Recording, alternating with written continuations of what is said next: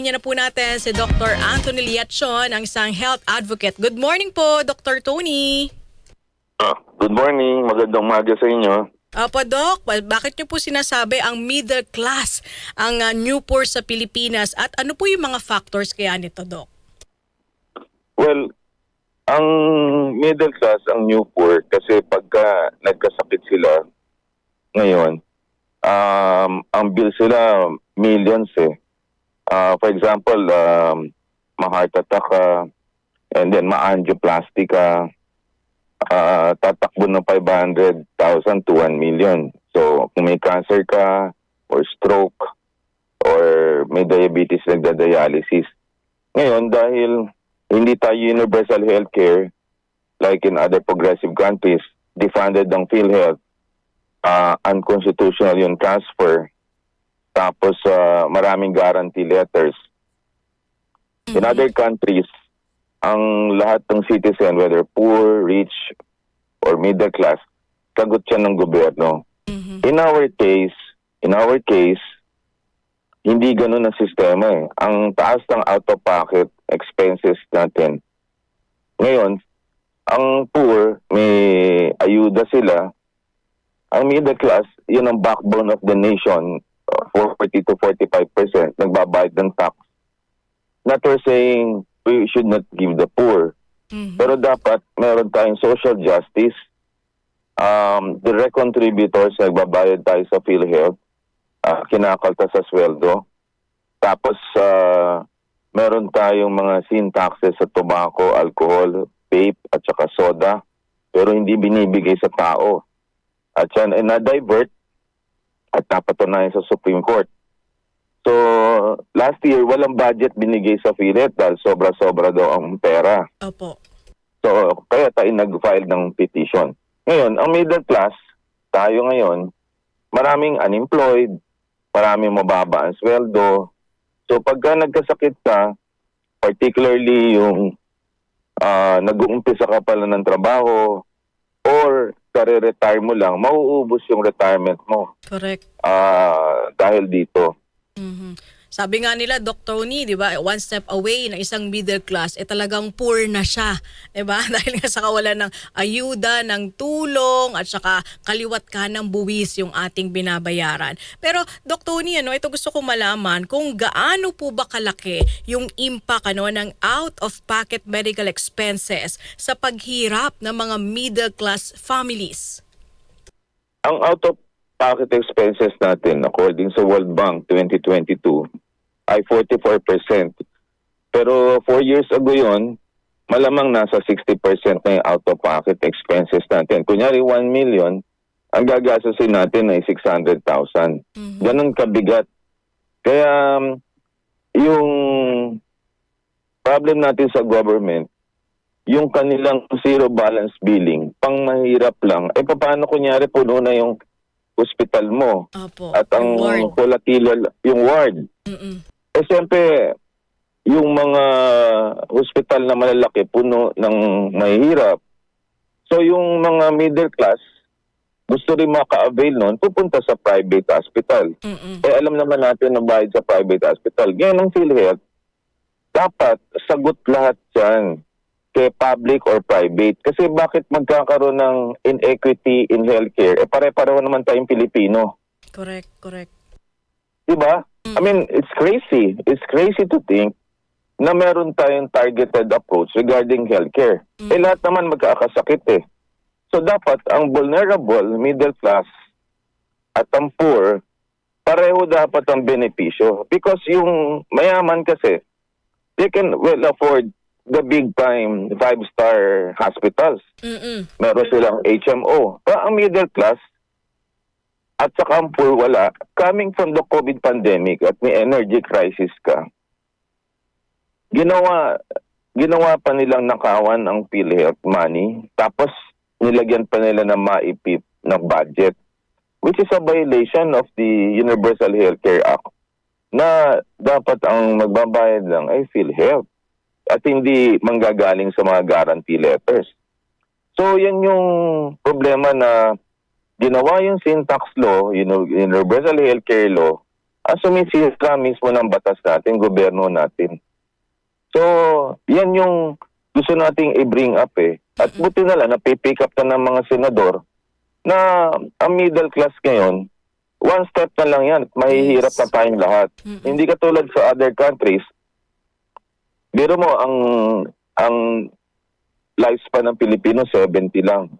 All around Asia, Japan, 85, Singapore, above 80 lahat yan. Malaysia, Thailand, Hong Kong. Thailand Kailangan pagpunta mo doon 70. sa... Exactly. Tapos, libre pa ang kanilang healthcare. So, yun lang talagang gobyerno na iniintindi yung tinatawag na human capital. At tayo yun. So, doon sa mga sinabi ko mga countries pa, hindi na tayo nga pumupunta doon sa mas mayaman eh. Yung mga UK, US, Yes, Canada. O sa Southeast Asia na lang at nagbiyahe ka, makikita mo yung disparity in transportation, healthcare, at saka education. Hindi ka na, wag mo na natin i-compare na lang natin doon sa apples to apples eh. Pero napabayaan masyado ang Pilipino. At yan ay nakita natin sa nakalipas sa 3 taon. Flood control project, 1 trillion. Unprogram appropriation na may oral arguments ka. Ninakawan ng PhilHealth na binaliktad ng Supreme Court.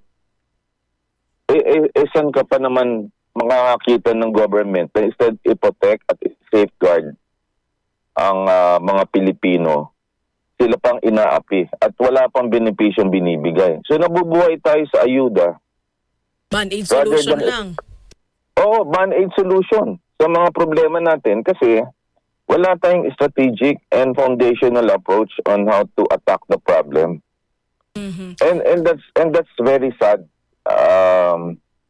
At kailangan i-voice out natin to upang sa ganun, mabawi man lang yung 414 na utang. Kasi 200 billion, according to Senator Legarda, yung arrears ng government from Syntax, PAGCOR, and PCSO. Yung 60 billion natin, hindi naman sinoli from the Treasury to PhilHealth eh. Tapos last year, 75 billion, zero ang binigay. Kinikwenta ko, umaabot ng 400 billion ng utang. Yan, kung maibabalik yan ng government sa atin through the next budget, 2027, edi bababa ang out-of-pocket expenses natin from 60%, perhaps to 30%. And then sa 2028, 20% na lang. Akalain mo sa Thailand na dati 20 years ago, papantay natin, 9% na lang ang out-of-pocket nila. So, nakakahiya kasi tayo ang pinakamataas ang out-of-pocket sa tingin ko ngayon. Dati, Myanmar, Cambodia ahead sa atin. Pero sa ngayon, tingin ko, Tayo na. Pilipinas na, tayo na ang pinakamataas na out-of-pocket expenses. Kita mo naman eh, hilahod na yung mga tao. At nagkakalat ang guarantee letters whether sa private or public hospitals ka. Opo, kaya napakamahal magkasakit ngayon, Dr. Tony, di ba? Sobra. Tapos may pandemic pa. Imagine mo, may fuel hike ka. So kung meron kang petroleum products na tumataas, so ang inflation tataas din, ang medications, ang food, ang healthcare services. Kung inaangkat natin yan from other countries, yan ang magiging problema natin. Talagang domino effect. Domino effect. Kaya kung walang gagawin ang government at mabuti na lang may hearing ngayon sa Supreme Court sa oral arguments ng unprogram appropriation. Akalain mo ang unprogram appropriation natin is in the program, 250 billion. Ba't hindi na lang yung 250 billion na lang ilagawan nila sa program appropriation at hingin natin yung 100 billion man lang para sa kalusugan. Diba? Tama. Anyway. Wala na. Yeah. Opo. Dok, ano po sa tingin nyo ang dapat gawin, maliban po doon sa inyong mga nabanggit kanina, ang dapat gawin ng pamahalaan para po hindi tuluyang mahulog sa kahirapan ang middle class? Well, ang unang gagawin, yung top 10 killer disease ng country, heart attack, stroke, cancer, COPD, pneumonia, dialysis.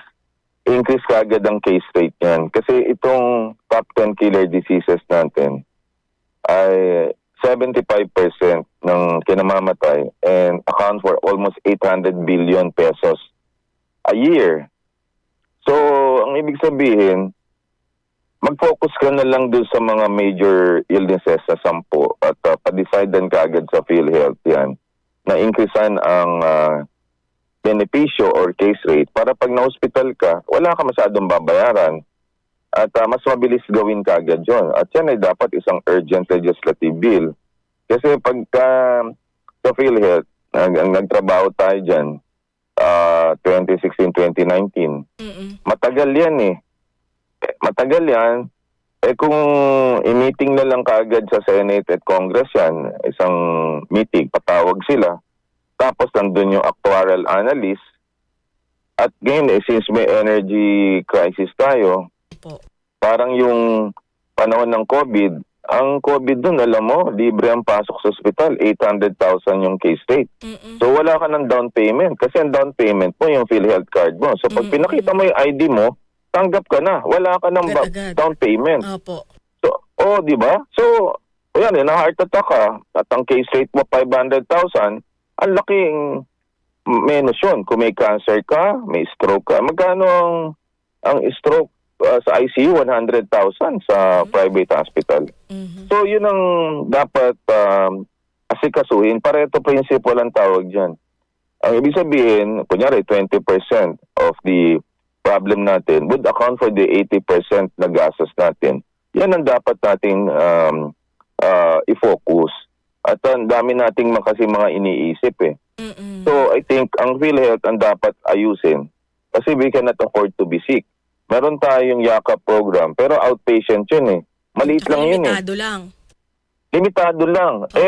Pag na-hospital ka, ang dami may sakit ngayon. Alangan naman hindi ka magkasakit. So, ang dapat nating isipin, yung inpatient. Kasi yung outpatient, pwede naman tayo mag-diet ngayon dahil wala tayong... Ang hirap pwede ng buhay. Ang hirap ng buhay. Hindi na tayo magmomol. Hindi na tayo... ang iba dyan, titigil na sa pagsisigarilyo, titigil na sa Inom ng... Oo. O di, bababa ngayon yung outpatient mo. Pero yung mga dati na may sakit, paano pupunta? Saan yan pupunta? Sa hospital. Yes. Puno ang hospital sa public. Di dapat yung private, bigyan din nila ng PhilHealth para pagbayad mo sa accounting department, wala ka ng guarantee letter. Diretso na, di ba? Correct. Oo. At nasa ganun gumaling agad yung ating mga kababayan. Yun naman talaga yung pinaka-goal nito, di ba, Dr. Tony? Di ba? Oo nga eh. Kaya nakukompare mo yung response ng COVID pandemic versus this administration. Sans politics walang politics. Opo. Oo. Ibang galawan ngayon eh. Instead na i-protect ang Pilipino, yung PhilHealth, kinukuha pa. Yun ang medyo hindi katanggap-tanggap. At nung December 5, that decision Supreme Court, parang pinagsasampal ang taga-gobyerno. At ang problema niyan, sabi nga ni Cardinal Ambo David, hindi sinuli kaagad ang pera. Nilagay pa sa budget. Tayo pa rin na magbabayad. Dapat from the treasury, diretso sa Diretso PhilHealth. agad. Yes. Diba? Diba? Double jeopardy nangyari eh. Kinarga pa nila sa 2026 budget eh. Kaya, alam mo, kailangan ilaban yan. Hindi pa pwedeng nananahimik tayo. Kasi pera natin yun eh. Correct. Buwis natin yan, Doc. Lahat tayo Buwis mga natin yan. Pilipino. Opo. Tama. Okay, with that, Dr. Tony, maraming salamat po sa inyong oras at panahon dito po sa aming programa. Mabuhay po kayo at mag-ingat palagi. God bless po. God bless. Na mga kasama si Dr. Anthony Liachon, isang health advocate, mga kasama. Kaya apakahirap talaga magkasakit sa panahon ngayon dahil nga yung mga, lalo na sa middle class, di ba? One step away, mahirap na.